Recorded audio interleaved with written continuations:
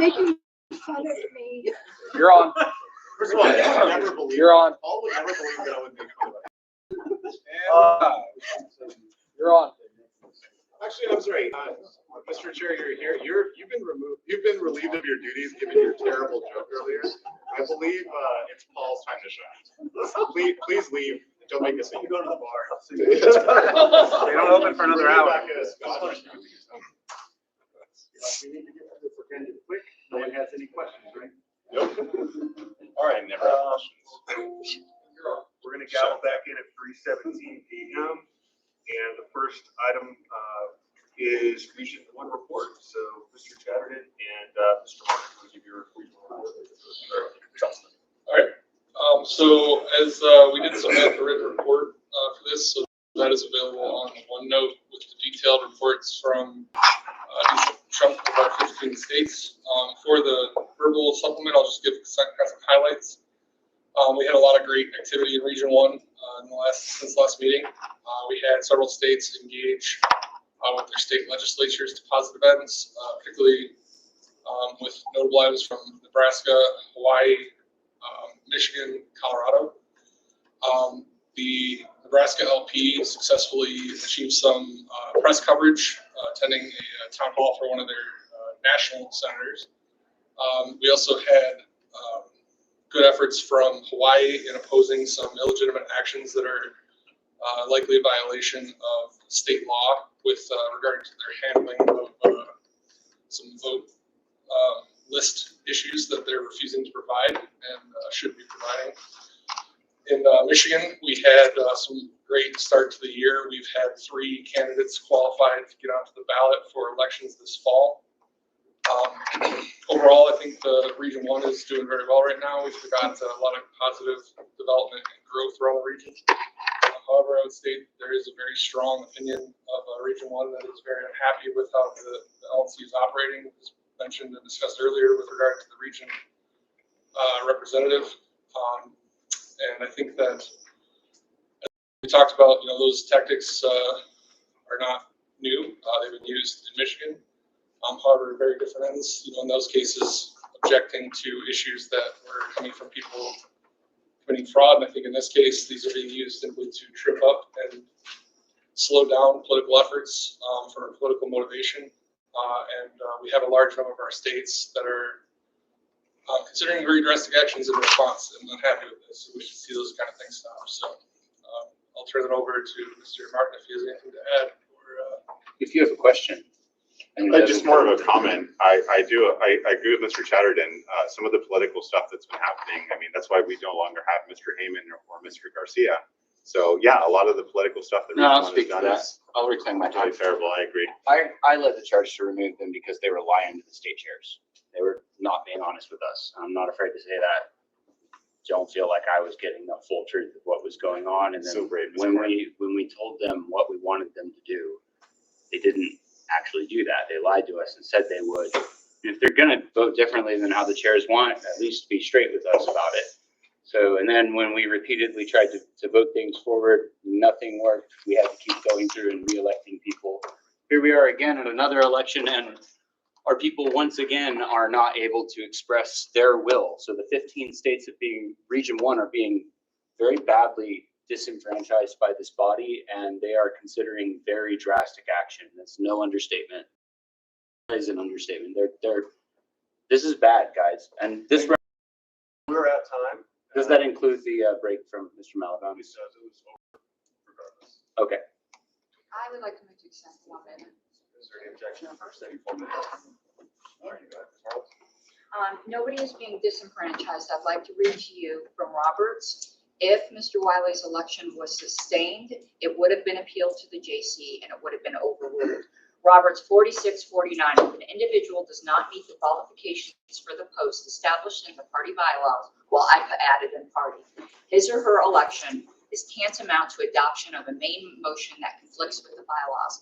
This is not any kind of gamesmanship. It is clear black letter Roberts. If people are considering drastic action because they don't agree with the bylaws, there's nothing to say about that. We're not going to violate our bylaws. Documented precedent in this this body that we have not treated lapsed membership in the same manner. That is- It happened numerous times that people's memberships lapsed and were allowed to be removed, and this issue was remediable at the time, and as soon as it was brought to attention. They weren't originally elected, they were already elected. If I could respond, We're at time, Mr. Chair. Well, we're gonna go with the. if I could agenda. extend just for 30 seconds. Any objections? I object. Yes. Is there a motion to extend? If this, I don't want to waste you guys' No, time. no, wait, are you making a motion to extend that? Yeah, Okay, if that's so- okay, but if I make a motion, I'd like to extend it by 4 or 5 minutes, so we just have a chance to air this from Region 1. I think they would appreciate it. Is there a second? I object. All right, all in favor of increasing time to 5 minutes, raise your hand. 1, 2, 3, 4, 5, all opposed? 1, 2, 3, 4, 5, 6, 7. So yeah, we're not gonna be able to increase time. Thank you very much for your Region 1 report. Next is Region 2, Mr. McGee and Mr. Johnson. Mr. Chair, I have submitted my Region 2 report, which is something this report should- that's all. Mr. Dar. The report has been submitted for the region. I don't have anything further to add. Thank you. Okay, we took our. So I believe we're at lunch now.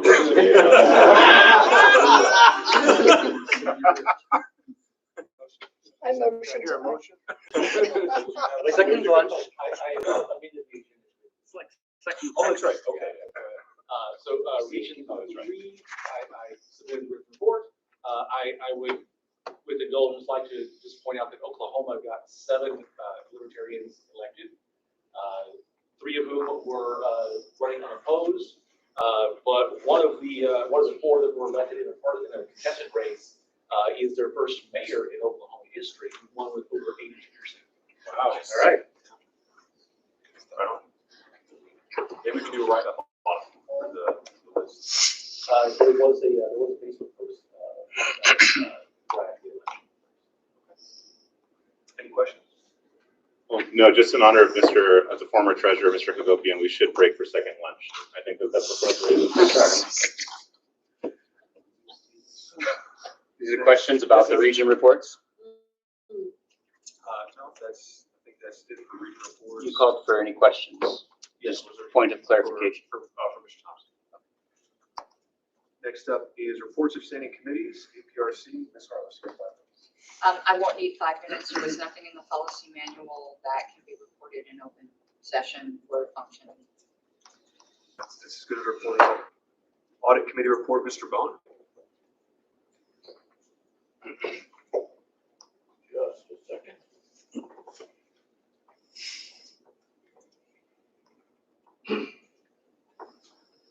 Thank you, Mr. Chair. You want me to come up there or am I right here?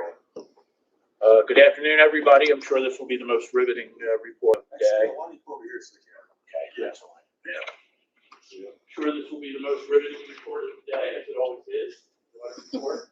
I did submit a report. I want an honest evaluation. Raise your hand if you read it.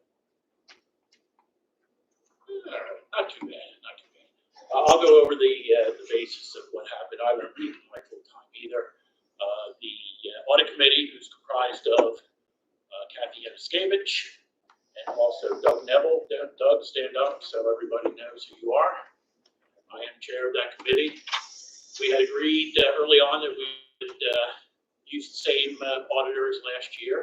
Some of the reasoning for that was the fact that we would gain some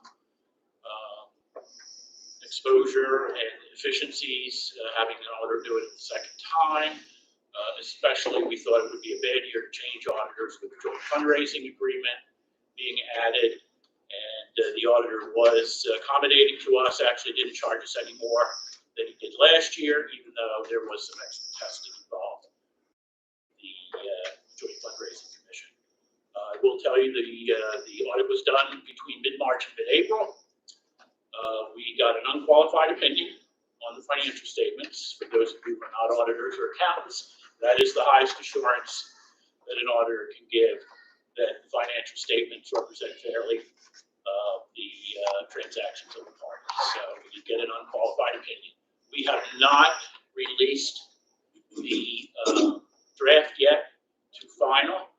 We actually just received the draft yesterday, so Doug and Kathy and I have not had a chance to review it. The holdup was in the area of litigation. As again, some of you are accountants and auditors know, there has to be a mention of any litigation in financial reports. Usually it's just stock language.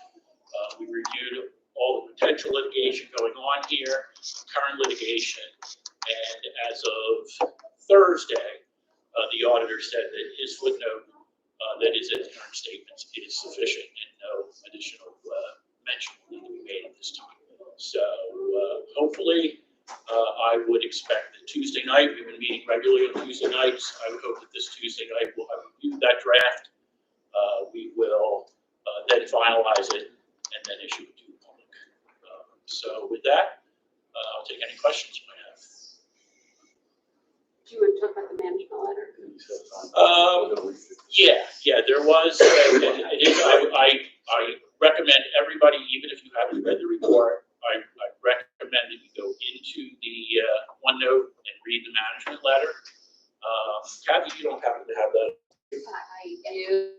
Would you like to, would you mind just, do you mind reading the portion that the, and just as a aside, auditors don't necessarily, it is incumbent upon the auditor to issue what's called a management letter, just to recommend ways that we can be better at recording our financial transactions.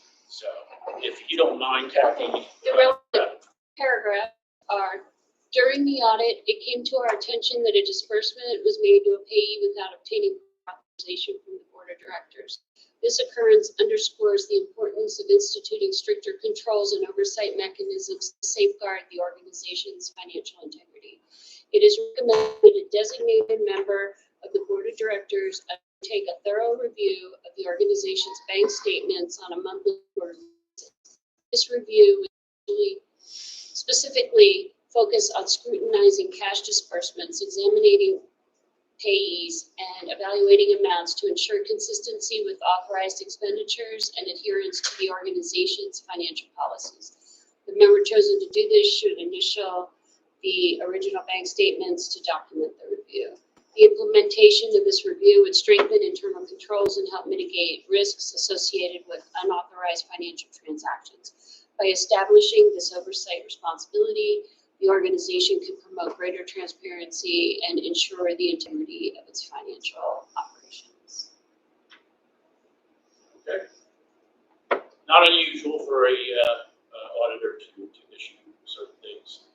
Again, they're not binding, but just basically helpful information. So now, Thank you, Mr. Vaughn, for your report and your service to the audit committee. It was riveting, as you promised. Just a reminder to everybody here, as we have the PM motions that are coming up, a lot of the verbiage that was done for some of the motions was based directly off of this recommendation. So I don't think it would be, it would not be inappropriate to say that the audit committee also endorses the policy manual amendment changes, since all 3 members of the audit committee are on the special investigatory committee. I will add to that, though, that the audit committee did discuss the issue about a financial committee, and all 3 members have endorsed that as a means to help internal controls for our booking system. So we do endorse that particular. Yeah, the other PMs we did not discuss and did not have discussions as well. Thank you. Anything else? Okay, yield my time. Thank you, everybody.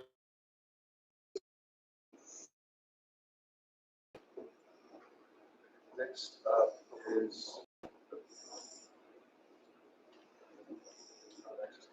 We didn't never got one.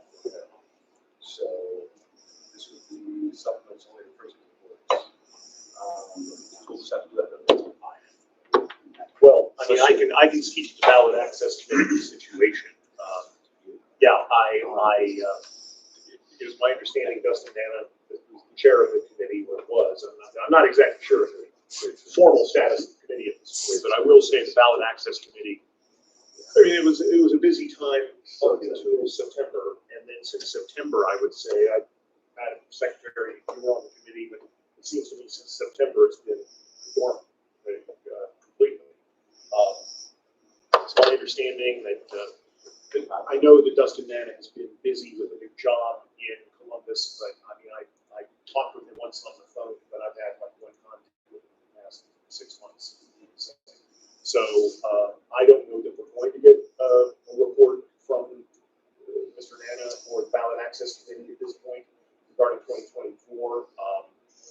I suppose I could work on a report. If you want me to write a report, I will do so, but it's, I want you a while to do it, and I've got other things to do. I think Give us kind of report, outlining the work of the committee over the last, so that we can formally close the sunset the committee and have an opportunity to actually reinstate. Okay, all right. Well, people saw we're going to have an executive committee meeting regarding $14,000 encumbrance with the Arkansas County Drive. They are doing very well in Arkansas right now in terms of gathering signatures, but I think usually when they get on the ballot, they run several score candidates for office across the state. So I think it's a worthwhile endeavor to make a reasonable investment in Arkansas. I'm also working on a document that I think I will be able to email people. The question was asked, what do we need to do in 2026 in various elections in order to have a presidential ticket on the ballot for 2028? Just about done with it. I should be done with that tonight or in the morning, and I plan on emailing that before we start our May session. I don't think it's going to impact anything in this meeting. In Arkansas, we have to get 3% of the vote for governor in 2026 in order to retain. We've come close in the past, but we've never done it. There, I will admit, but that's the situation right now. I would say, personally, I would say that Maryland, after Arkansas, Maryland should be a state that we look at because we petition there right now. Petitioning is probably relatively less expensive right now than it's going to be in 2026. So that's about all I can think of right now on the topic of ballot access. If anybody has any questions, I'll be happy to address them. I've actually, I'm trying to pull up the policy, but I have a question for the chair.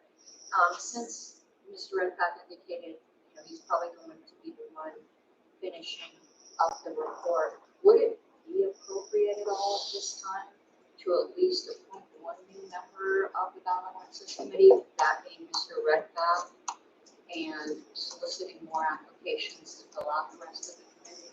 I don't think we can until there's a submittal. It could be in a background napkin, but it has to be some kind of that we can accept and say. I'll do it regardless. I was just gonna say, I'd recommend maybe reaching out to Ms. Hayes if she has a little bit, maybe she can help me. She's on ballot access and memory serves, just because if we get something even submitted via email at the next meeting, virtual meeting, we can knock this out and get it done. I mean, I don't have any opposition to any of the meetings that we're submitting for ballot access, so call it a day. I was going to nominate myself for the committee, but we're not going to be doing that today, so. Any other questions? Done. Next is the EPCC, Ms. Yaniscap. Yes, I submitted my report confidentially, and it is in the private only. If anyone has any questions, we need to talk about it in the executive session. Are we going into executive session again this week? Tomorrow? Ever. I don't think so. Okay. I think we need to call, we just don't have a motion to move to executive session. I don't see any automatic. Yeah. Oh, COC. Is it germane to the things that we voting on coming up? Your report. No? You didn't read it? It's fascinating. Well, it was no audit committee report, to be fair, but it was up there. I'm getting your opinion. Do we need to hear it together to advance with the meetings? Yeah. I did list out the staff and the contractors and some information about that. I've heard a lot of questions. I've heard a lot of wrong numbers out on the internet, which is always right, about the number of staff that we have. So you There is all know. precedent for the staff we have and the staff we actually have. Okay, well, What's read that my mean? report. And, That took me a second. there's, been a few new hires. I guess I can talk about that, right? Okay, yeah. So we hired, Larry Sharp as on-commission fundraiser and also Aaron Ramos. Yes. As well, commission basis only. We also hired Perry Willis to work on project Archimedes. And I mentioned that. And that's it. We cut Drew, is now a good time to. No, I'm just kidding. It finally happened? Oh, it's the hair, isn't it? No hazing this up. All right, is that, any questions for TCC? If not, then we'll go on to Historical Preservation Committee, I think that's my report. Information Services Committee, Mr. Dar. Nothing to add to my report. Then that leaves us with reports of special committees and projects, Ethics Committee, Mr. McGee. All right, Mr. Chair, I submitted the recommendations together by committee. Yeah, I will.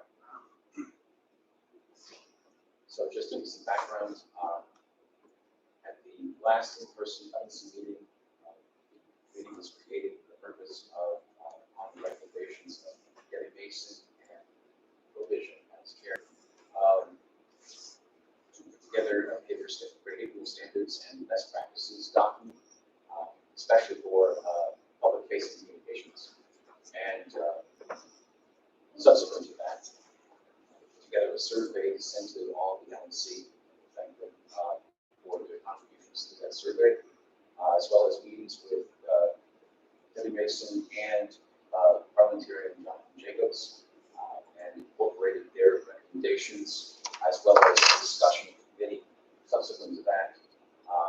And the result is what you see in the submitted report. The recommendation is that the recommendation sections be adopted as a new section of policy manual, subject to the proviso that these go into effect upon passage.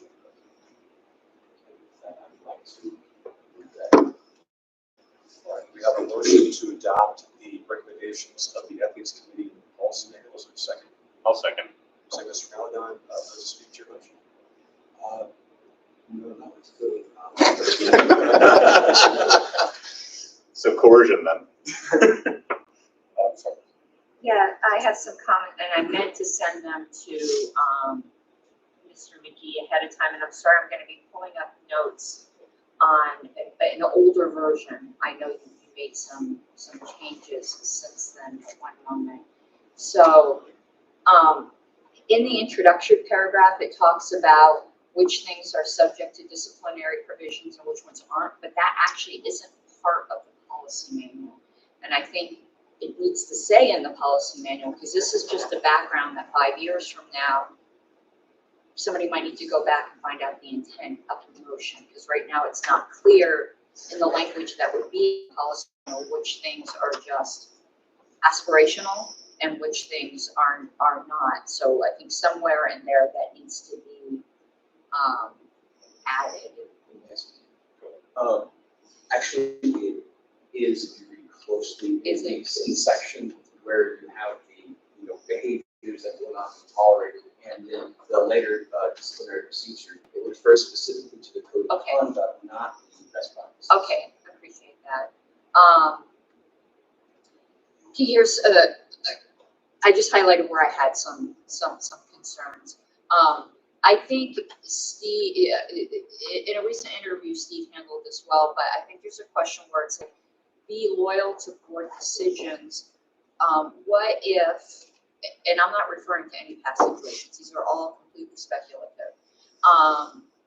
What if an LNC member believes that the board is doing something unethical or violating the bylaws, or so basically there's no whistleblower protection is my concern. I'm just going to go through these quickly.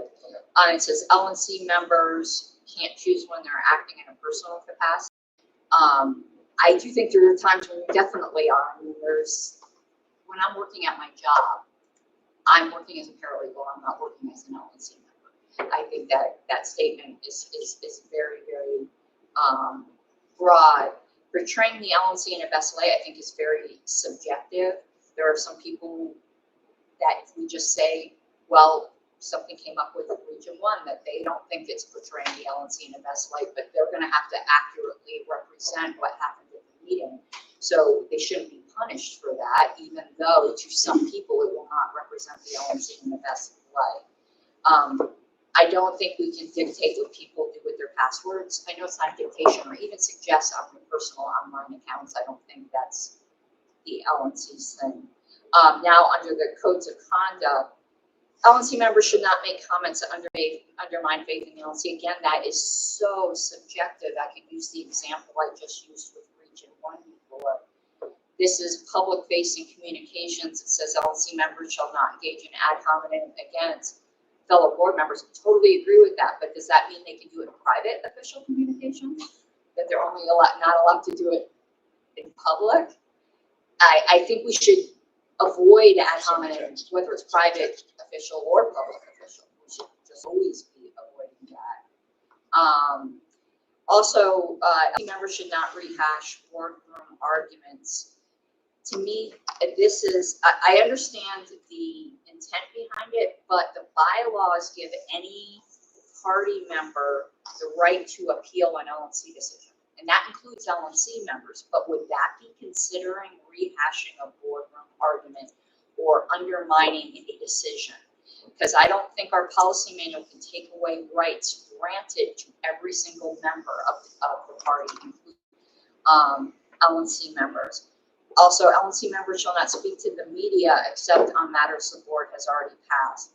It doesn't limit it to just things having to do with the national party. So if something went on in, say, Michigan, could Mr. Chatterton not speak to the media about a Michigan matter? So I think there is some additional, well, there's more, because I said no whistleblowing provision. Also, we already have a harassment and offensive behavior section of the policy manual. I think these two should be combined because they kind of repeat each other. And the harassment and offensive behavior section has a provision for confidentiality of complaints, because some people might not want to lodge a complaint with the chair or vice chair if they're not going to be kept confidential as possible, and that to the extent possible, they're not going to be retaliated against. Also, can anyone make a report? Can a member make a report that they think an LNC member violated it, or is it only LNC members that can make reports? Also, potential of damage is so it's very vague. Executive session warnings, that's not a permissive for session, I don't think, unless somebody make an argument that it's quoting specific numbers in a policy manual or any document, even the Bible, is not recommended by Roberts because of change.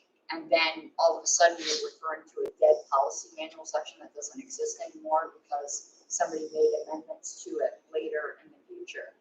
Also here, I think we need to make some specifications for regionals. So for instance, the only thing a regional could be subject to is a censure by motion. I don't believe that we could do a disciplinary censure against a regional. Can't do a suspension, but maybe. Now, I don't think we can do a suspension against a regional, and only regional chairs can remove a regional from office, with the exception of Region 1. Region 1's regional agreement allows the LNC to remove representatives, but that is highly unusual. Most regional agreements do not have that. So perhaps something needs to be added that for regionals, the LNC has a resolution requesting their resignation or requesting that their chairs remove them. So in other words, it seems so very lopsided to at-larges, officers, and basically very little for regions. So to me, I just think there needs to be a bit more workshopping done. Entirely in favor of the concept of it, and really appreciate all the work that you did on this. So I would love to give you an opportunity to respond, but I can tell you my intention is really to recommit it for additional workshopping. But I'd like to hear what you would have to say about that. Well, what I would say is that, especially the hypotheticals mentioned, that this process really more just spells out what is outlined in Roberts. It's not intended to supersede the normal appellate process. So, engaging in the normal appellate process would not be considered a violation of the code of conduct, because that it's specified through the bylaws, as you said. So it's not intended to supersede that. Yeah, I'm just concerned that it can be used that way. I'll get in mind, I do wish to make a motion to recommit, but other people wish to speak. Mr. Malagon and then Mr. Martin. So I'd like to thank the ethics committee that put this all together. Mr. McKee clearly putting this report together. I'll just remind the board that there was a lawyer on this committee. The now chair was on this committee, and this was his idea at the time. This was, I believe, created in Rhode Island, December, if I'm not mistaken. We had a parliamentarian that assisted with this, with the drafting of these policies. We also had a professional nonprofit board consultant do this. The TLDR of this entire document is, would you be able to do this kind of stuff at your professional place of work? If the answer is no, do not do that thing. I don't want to get into the weeds. I think we need to adopt something. It's very clear that we have to adopt something and that we need to stick to it and that there should be consequences. I'm not in favor of tabling this or recommitting it. I think we should just adopt it as is. We had professionals that, LNC members and professionals that both put a lot of work into this, and it seems very cut and dry and very common sense to adopt this. Yes, thank you, Mr. Malagon. Those are some good points. If this was a professional organization, these would be really excellent standards to apply because you're paying people on your dime to show up. They're not representing anyone's interests. But let's talk about elected officials really quickly. When you have to win an election to sit here at this table, right? The will of the people is the governing authority that is putting us here, not your adherence to boss standards. This is hall pass stuff. I appreciate it. And we need this. We need professional standards, but we need them to be respectful of the will of the members, the delegates, states. We need our states to be able to make their voices heard. And right now, there's a widespread feeling that that's not really happening. In this document are several things that could be used through, just relatively mild interpretation to go after someone like me, just really for being a little bit different. This is not objective, and it does very much conflict with my duties. If I go back to my regional chairs and they're like, "Hey, why are we getting rolled over? What's going on?" This would say I need to be unified and loyal to the board, not to the states who elected me. So I would sue if that kind of thing happened. Just FYI, full disclosure. And I think anyone who wouldn't is a terrible representative. I passed the gavel, Mr. Martin, so I didn't want to speak on this. I created this ethics committee, or I motioned to create it because I've been on this board for 10 years. We desperately need something like this. Desperately. And even in the past 4 years, I can tell you, it hasn't even been as bad as I've seen in the past. So, something like this is very, very basic across many, many different organizations. There's a reason why a lot of stuff is in there. Back in August, we met with Debbie Mason. She had a lot of things to recommend to us. But the reality is, guys, everybody's seen the report. You're going to hear from Debbie tomorrow. We need consistent board standards when it comes to respect, when it comes to how we treat each other, when it comes to how we communicate with each other, and also, how we represent the LNC.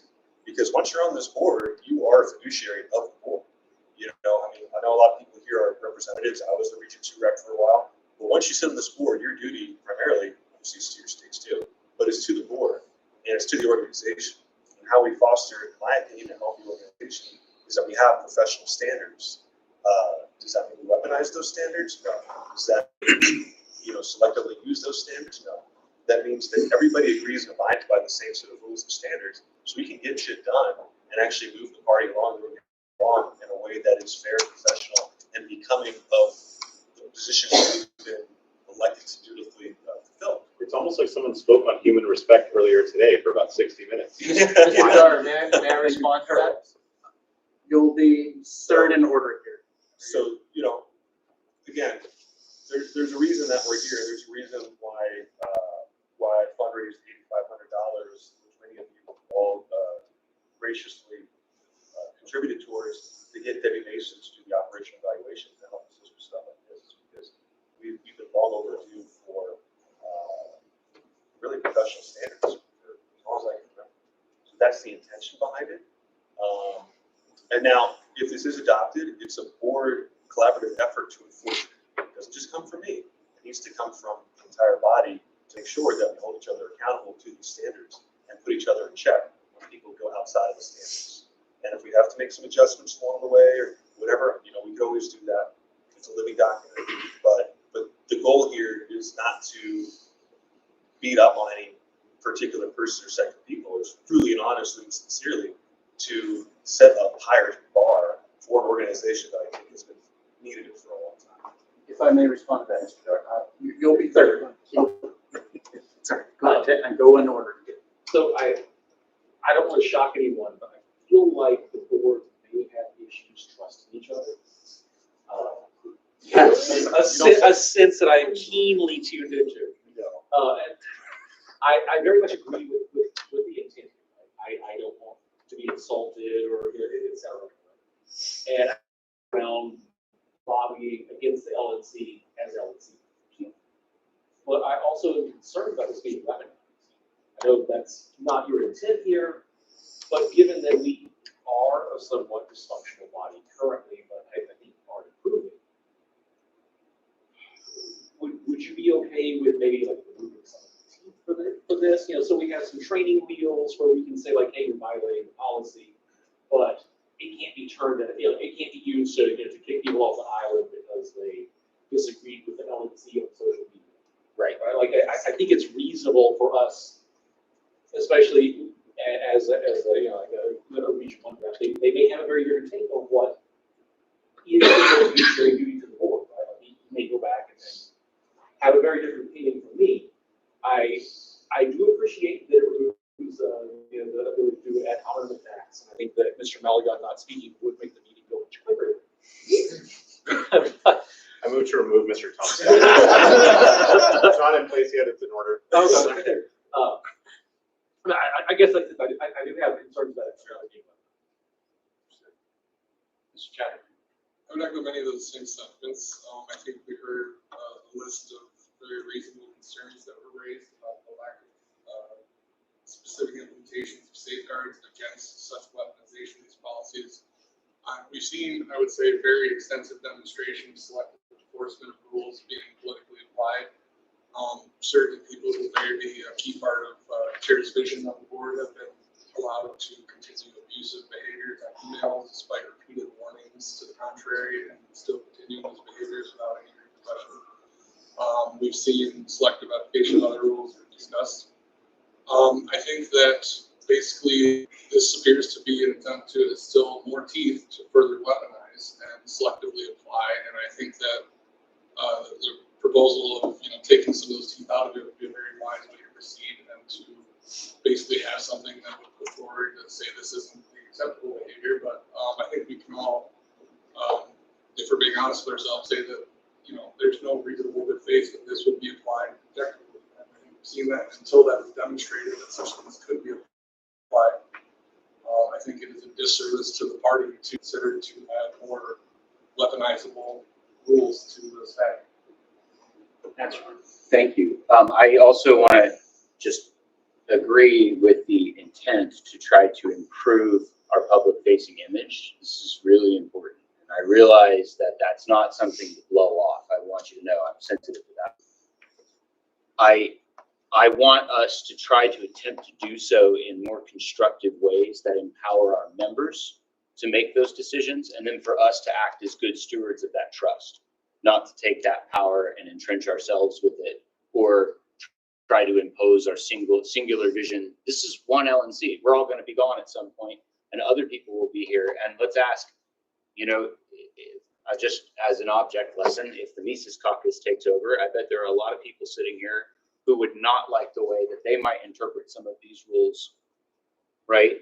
I agree with Karen Ann and how she said it, that it needs some workshopping. And I also thought I would ask, if I may, Mr. Chairman, I know, I'm sorry, Stephen, I don't know if you're in capacity as chair right now, but has anyone made any complaints about harassment from LNC members? Has there been any, like,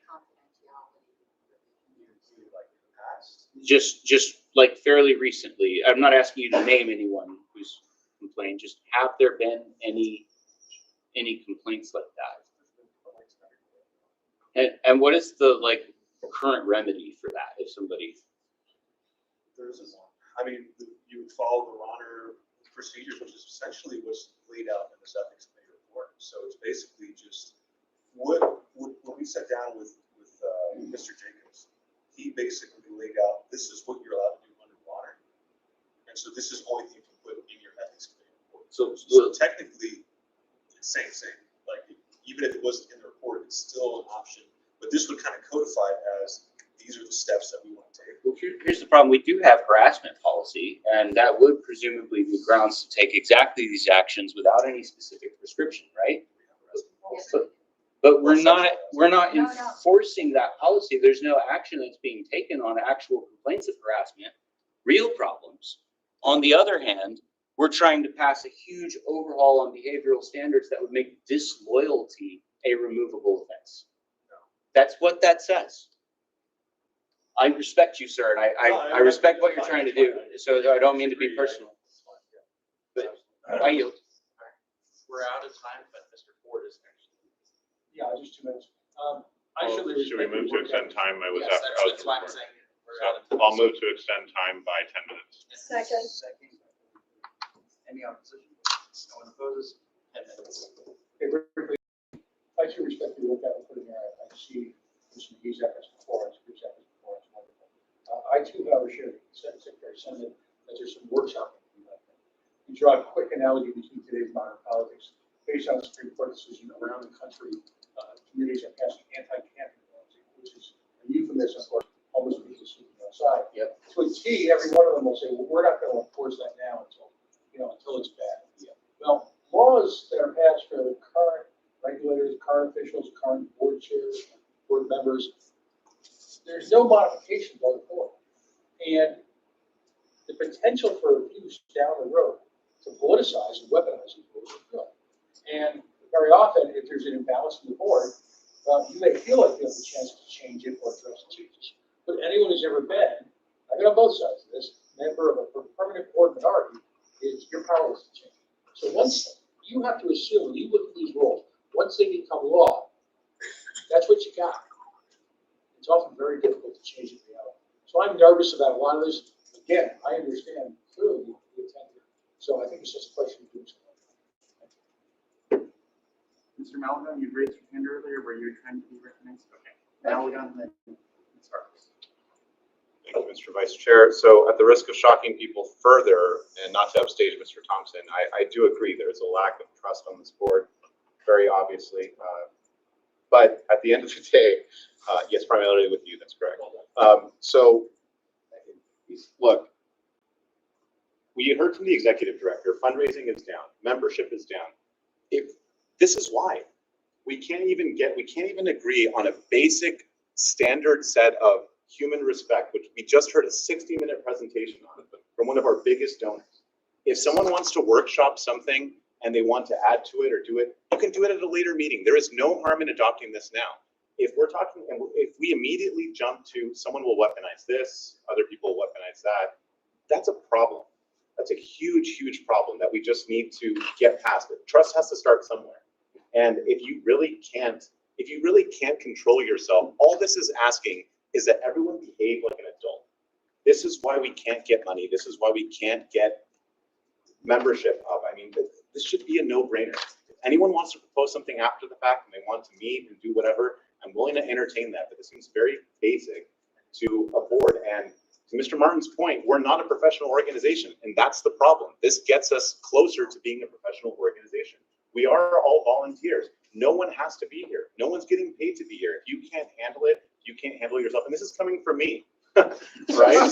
My reputation precedes me, right? I seconded this motion. I think that we do need some sort of accountability here and just a basic understanding of rules. So I would strongly encourage everyone to adopt this and not let perfection be the enemy of the good in this case.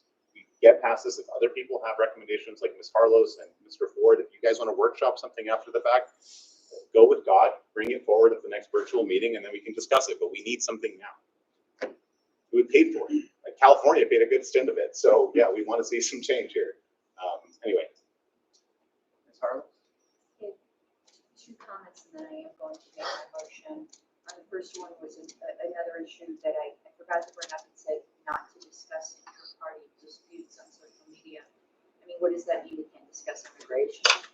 Like, oh my God, like half of our posts. I don't know if that's what that means. That's part of the problem. But also, I just want to object to any characterization that Mr. McGee made this to weaponize or anything like that, because there was obviously a lot of hard, good faith work put in this. But I am moving to recommit this for workshopping to our next regular e-meeting, whether it be June or July, which we had talked about. So short time frame, but if this passes, I'll send those little notes over to Mr. McGee. I'll second that motion again. Okay, motion has been made and seconded. Let me see how you hear this. Any opposition to that motion? I'd like to just go to a roll call vote. I mean, I'll call the Roll call question vote. if we're gonna, yeah, we've already discussed this. I'm Okay. gonna vote against, so. All those in favor? Oh, she wanted a roll. Roll call vote, okay. Yeah, let me. So you get ready, sorry. I didn't quite get that. Mr. Vice Chair, you just need to specify exactly. This would be a motion to, what was the? The motion was to recommit and resubmit to the LNC at our next special. Let's just codify it with the next board's Yes. freaking standards to be set to. And that I would say. That gives you a chance to workshop it in between. Do you think that's why people are leaving? People are leaving because we're doing this kind of shit. Trying to control each other. We do war on Are each you other. ready for me to take the roll call? Go ahead. Mr. I Swaz, got it. No. Mr. Chatterton, Yes, is to delay it, well, to recommit. to come back to it. Yeah. Yes. Mr. Dasson, Mr. Floyd, Yes. I am going to vote yes. Ms. Allison, No. Mr. Hirsch, Yes. Mr. Martin, Yes. Mr. Malagon, Nay. Mr. McGee, Mr. Nicola, Mr. Redpath, Yes. Mr. Thompson, Yes. Ms. Yanni-Scavitt, No. and Mr. Nicola, you pass. I'm gonna abstain. Wait, what did I mess up? Okay, no, it's interesting.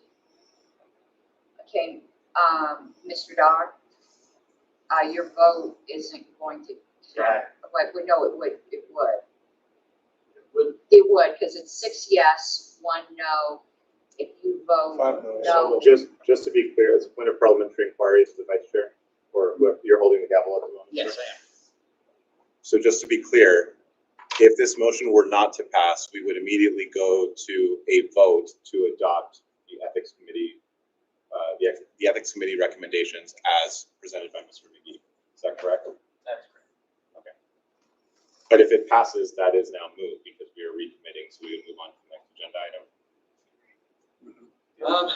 Yes, I was just going to do it, so that's staying on. Okay. So it passes. The motion is passed. I learned to work. There's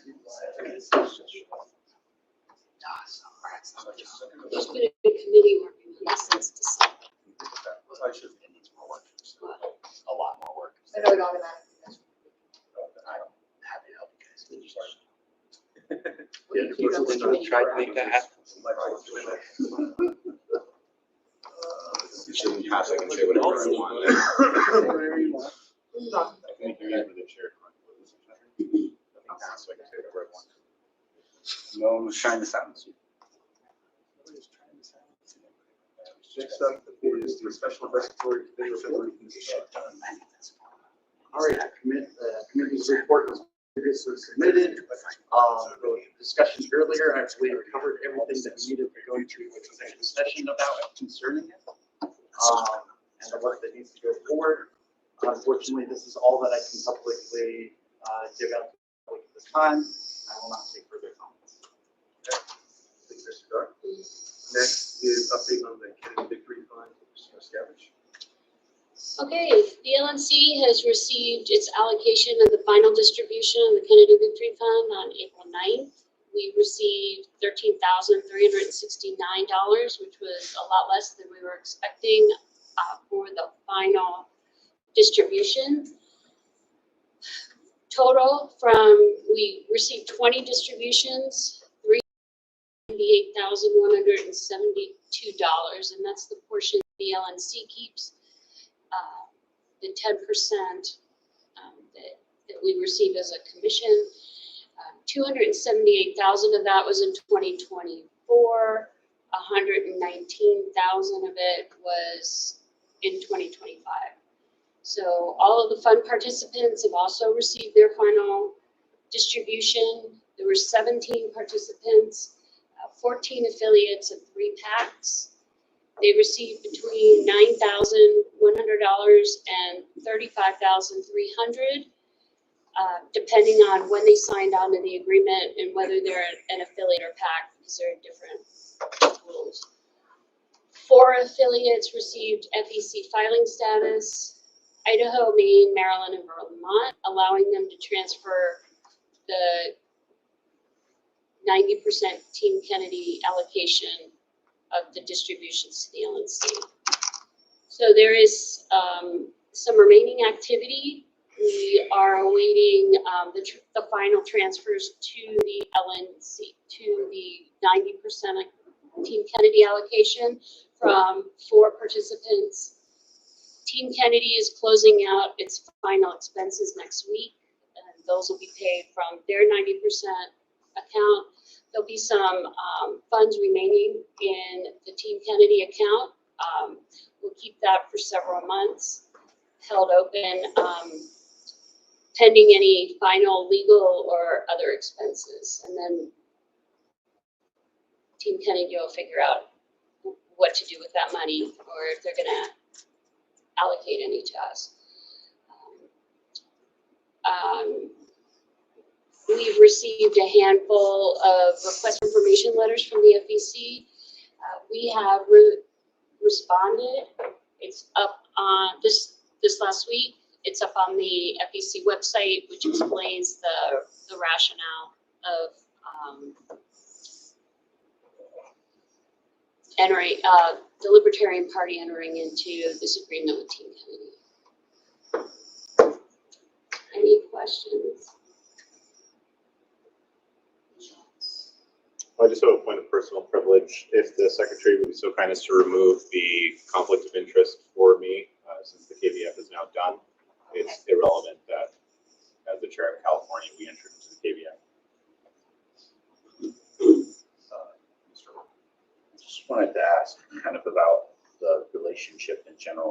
you know, folks, if you could speak, kind of characterize that. How are things going? Well, there are three entities, Team Kennedy, the LNC. We entered into an agreement to create the Kennedy Victory Fund. So we've kept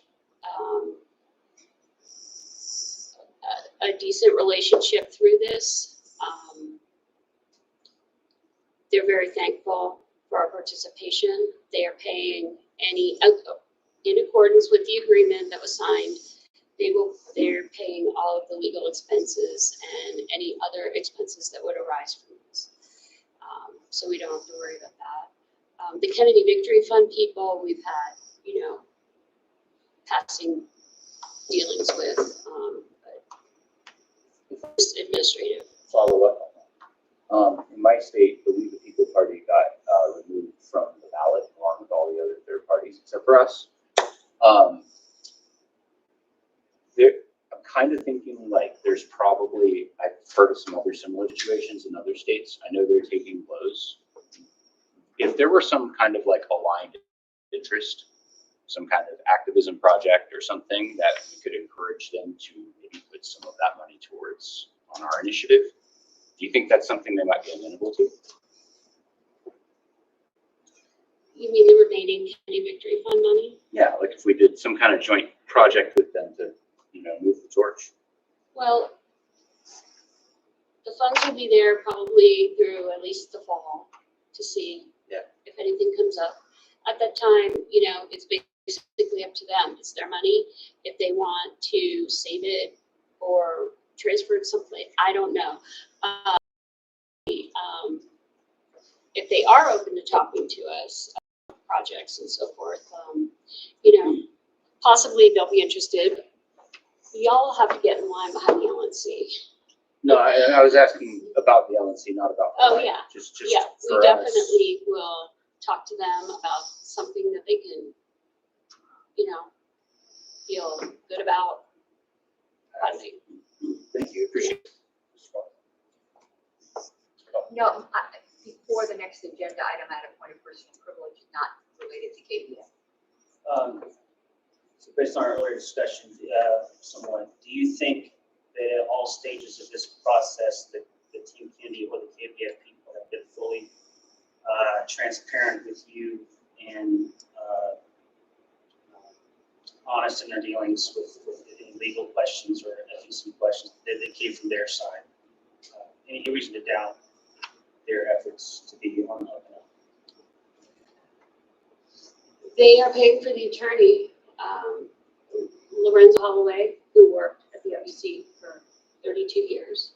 And he did our response. They're paying for that. And, they're on the hook too if we're, if there's an issue with us.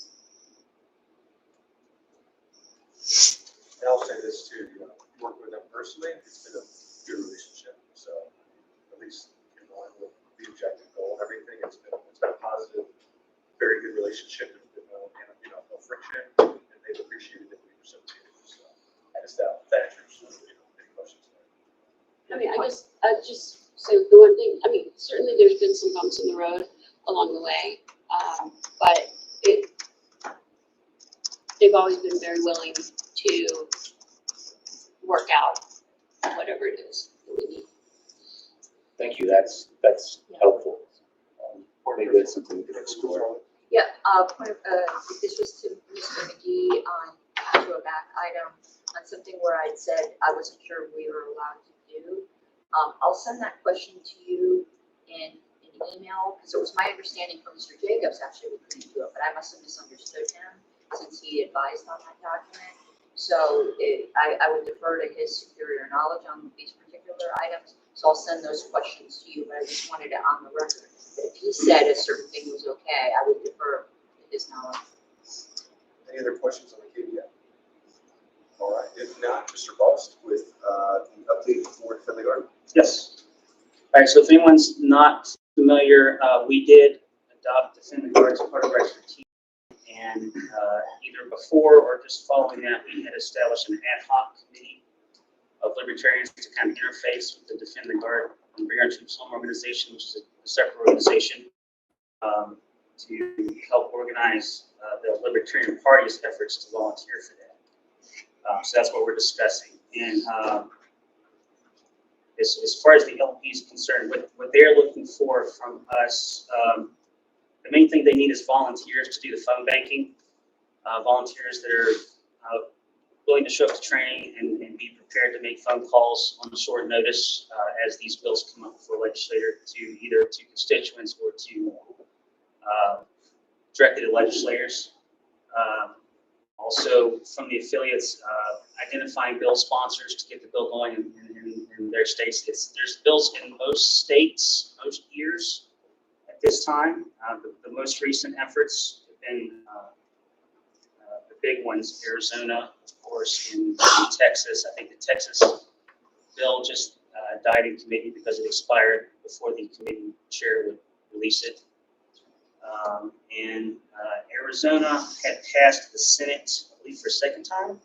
Yes. And passed committees. Now, where it went after that, I'm not quite sure. The same guy, always, just shuts down the session and leaves it on the table. So we're very close to many places, but a lot of it, we do get response from the phone banking, so that we want to make sure that the LP is getting out the info. I know we put out a lot of Facebook posts, not so many on the Twitter side of things. I did have a meeting with the chair and Brian Williams. Haven't quite got that fully rolling yet. What they're asking us to do is, besides the emails, which they haven't got as much response from, actually get into the social media side with putting out these calls to action. Let's see. There was a meeting this afternoon. What they would like to do is set up regional trainings with Diego Garcia from Bring Our Troops Home. But there's a cost associated with that. So what we're going to do is look at either discussing in the near future with LNC targeted fundraisers to help with that, or interfacing with the state affiliates to gather interest for such trainings. Because it's going to take a group effort to get those in maybe the regional 2 or 3 states at a time, according to the state chairs. So there'll be more to follow on that. Does anybody have any questions? Mr. Should I Region 6 is sort of a hotbed Yes. of Arctic. Diego's been pretty much all over. Places in Massachusetts, New Hampshire, and Maine. It's also becoming reliant on so for actually psychic. So just so you're aware of that. So there's great people there. In fact, there are people I can introduce you to, in particularly in Massachusetts, New Hampshire, and Maine, that might help you with the hell actually. And I'll add on to that, if I may. Let's see, Eric Brakey is now the head of the Free State Project. He's a huge supporter of this. There was a Kentucky representative, Republican, on Tim Cass recently and spoke about Fendergaard. The LP specific, Minnesota's been holding rallies, and they're going to hold a training in June. The one kind of one we spoke about, but I guess at their expense, and they're ticketing that event. And Montana has they've actually sent out FOIA requests for members of their legislature that have gotten free helicopter rides from the Guard to kind of undermine the legislation. No, once you come back from. Two-way job. And of course, Tennessee. By the way, we just as a point, we've had incredible success, sort of, blue New England. Believe it or not, more success with progressive Democrat representatives than we had with red Republican members. They walk away from testimony. There's Johnny Bryant's seat in Massachusetts. When people walk away from his testimony, the progressives, the first thing they think is how appalled they are. And clearly, I'd seen generals place the budget for their respective state National Guards ahead of lives. That's their takeaway. I've had that people reach out to me weeks later, so they're still shocked and how cold the adjutant general is. And just as a note, what I've seen in our pieces, these adjutant general and state heads are out, so you're coming out now in person because they're us there. Bigly is scared about losing their money. And that's compelling. That's the energy for everyone. I had a question. You were mentioning about trying to set up regional trainings. Is that to say in-person trainings? Yes. For, So to my knowledge, that there'd be in-person trainings, they try to find a centralized location that's best for whoever's involved. Okay. So I know in Michigan, unfortunately, our convention lead stepped out, but I think we've had some talks about doing something like that specifically in Michigan. Would you be the person to sync up with? We could see if we do follow through on that. Yes. I'd love to open it up to other states and all that. And then additionally, just as a comment, if that's all right, I would note that we've also had a bill put forward in Michigan from Defend the Guard. It actually got bipartisan sponsorship. However, unfortunately, since it was introduced, it was assigned to a committee which is kind of known as the graveyard for bills that they don't want to ever see the light of day.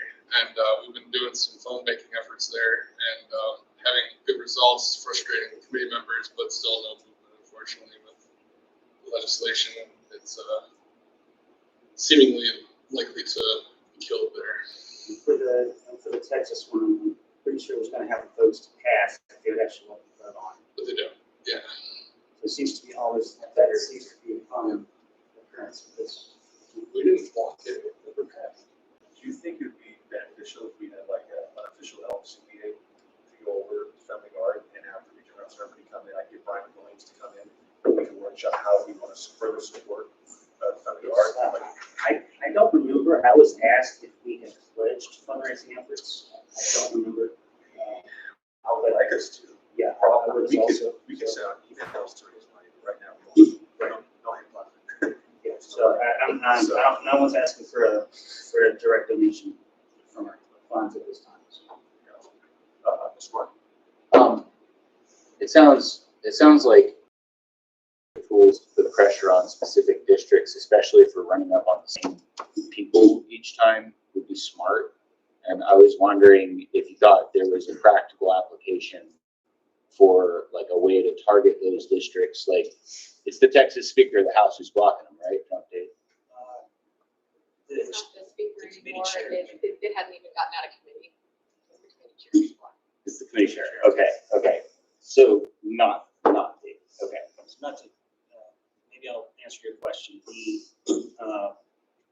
The Bring Our Troops Home, they're kind of experts at that, and that's what they do. They know who to target, how to target them, who not to target, what not to say. Because it's by legislator what triggers them or what might move them. So would there be a way for us to be able to, like, if we're looking at this and saying, hey, we want to pass this and we want to kind of take the leadership position in this, would there be a way to like say, hey, we're thinking about doing this, and would they be able to say, no, that's a bad idea? Like we could, like if there's a way to do that where we could kind of, because some of the activities that I have in mind would be things that would definitely, shake things up in those districts. I wouldn't want to step on other people in the movement. There's time and place, and some people get that treatment. So, let's get together. I'd love to work up this. By the way, that's a great idea. Yeah. That does go to my proposition, though, directly for this kind of. So just to close out, if I may, the main things we're asking, make sure that the need for volunteers is communicated with some regularity, which we can work on with the team. And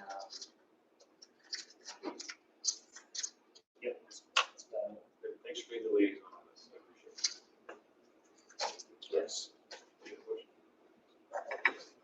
All right. If not, thank you very much. And we'll go ahead and move on to new business notice. Next is election of bylaws committee. I have a time-saving motion. I know how that often can work out. I'm gonna try. I have sent to the secretary. Just because I have to, I'll read it now. okay, yeah. I move that the bylaws committee appointment shall be held by open vote using approval from sent to all LNC members present at the meeting and entitled to a vote. Those nominated shall be all those that submitted applications. Ballots shall open after the adjournment for today and shall close the call to order tomorrow morning. There shall be 10 members appointed in order of votes received. 2 alternate members shall also be appointed as the next 2 to receive the highest votes after the initial 10. Second. All right, we have a motion and a second. Is there any objection to the motion? Hearing none. Would you like to- May I just ask for kind of, is there, I'm not sure I totally understand. Okay. I'm sorry for being an idiot. So OPA is, so Yeah. the ballots will go out by the emails, everybody that can vote. Oh, put it on email ballot. I'm sorry. Yeah, Thank you. email ballot, I yes. got it. We're Thank you. handling it by email ballot. Sorry for that retard moment. Bring to order. Just to- Yeah. Right, so wait, real quick, before we go into this, is this a question Uh, about? The before we vote question, on it? yeah. So when you say those able to vote, is that going to be governed by those who are here? Yes. Yes. As opposed to like all LNC? Yes, So those, if you're at this table, you. if you're at this, and if the you're voting at this member is table and you're a voting member, if you're an alternate sitting in, that is the intent. If you're not an alternate sitting in, but you're here, So- you won't be voting. As illustrative example, would be myself and Mr. Martin for each one as opposed to Mr. Lamb.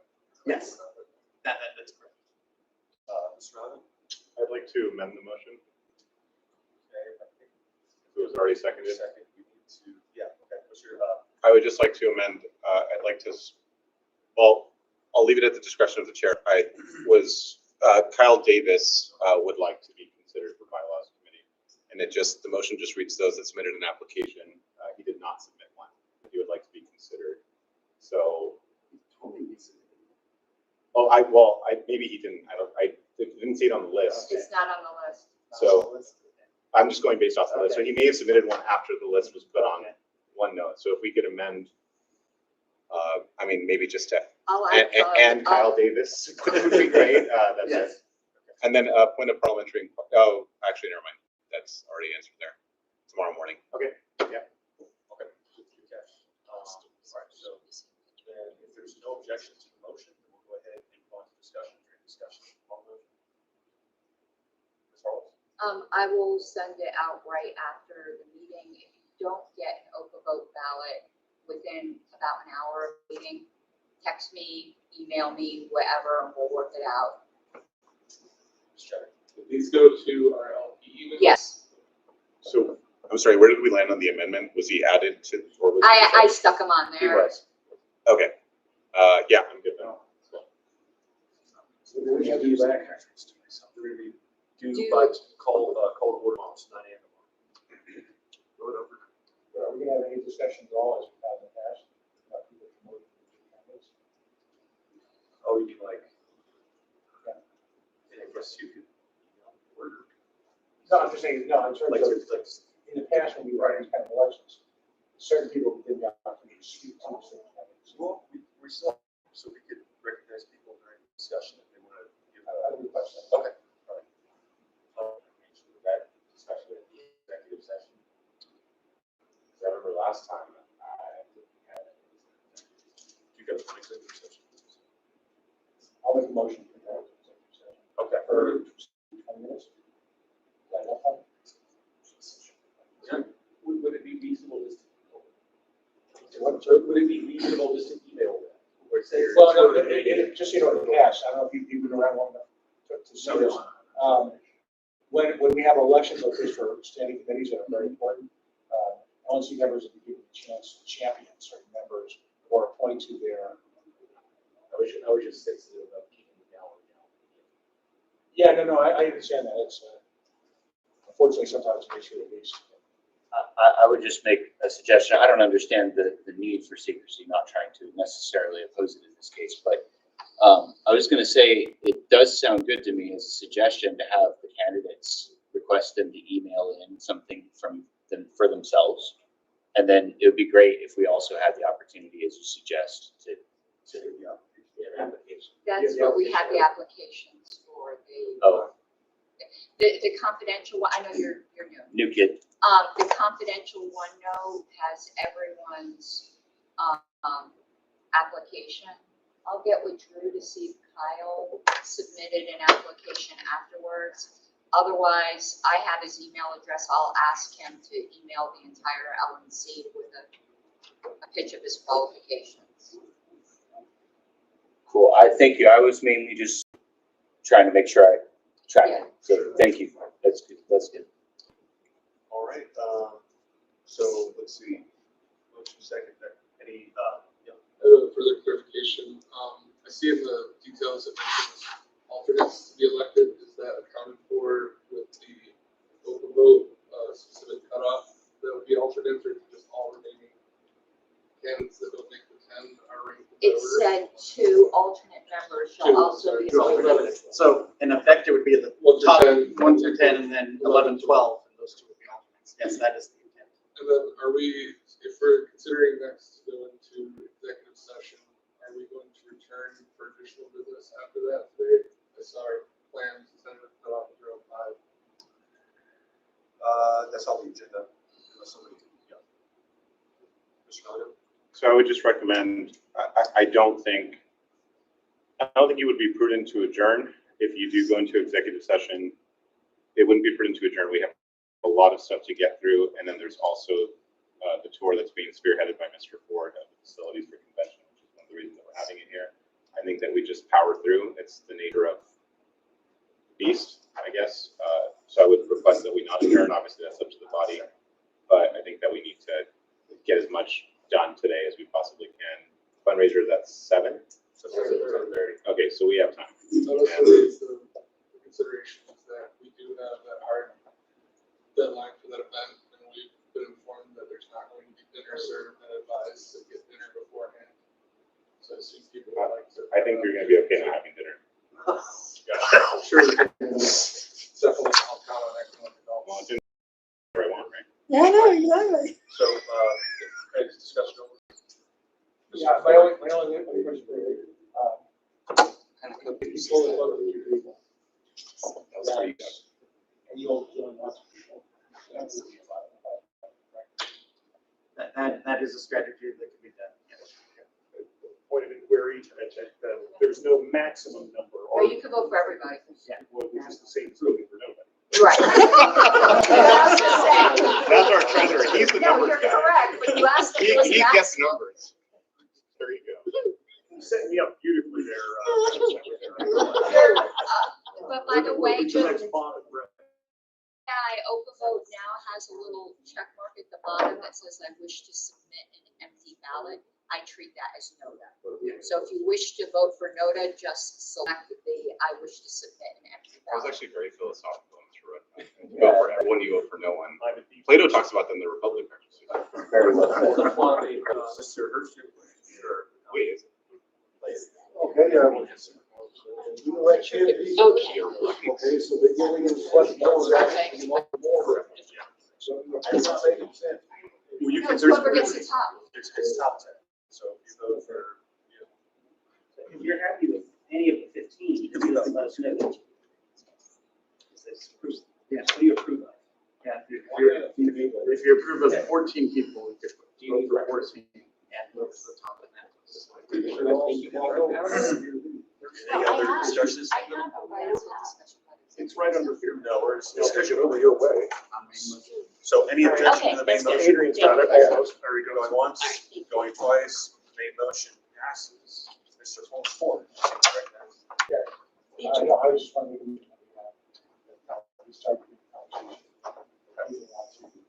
I just personally think that. Motion to go into executive session. They all say. You got it earlier. Sorry, we're going into executive session maybe now? Yes.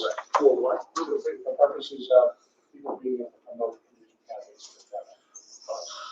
And Bylaws, sorry. Is there a second? Second. Mr. Miller. I will be leaving executive session again, and I would like the secretary to know the same reason that I did before. I'm not gonna retype it, but I will. No, like copy copy it. it, yeah, that's fine, just, I don't want to repeat Amend myself. that. Time be 5 minutes in accordance with the. For the record, I have my 12 selected already, so I'm good. Is there a second? Is that all? 2 minutes, 15 minutes for executive session. Second. Second, any objection?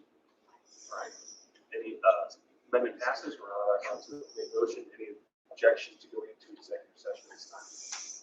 Hearing none, I'll ask the gallery to excuse us for 15 minutes.